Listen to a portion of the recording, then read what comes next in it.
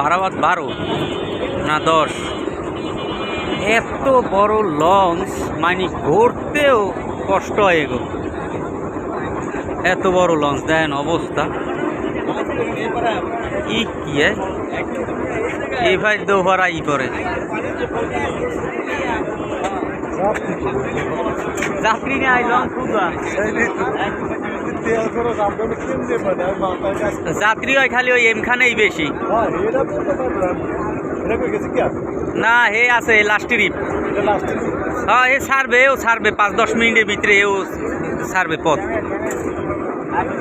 ও এটা পারাবাদ 18 আম বুঝি 10। আহারে এইসব লঞ্চ এত পরিমাণে ছাদে পর্যন্ত জায়গা থাকতে না।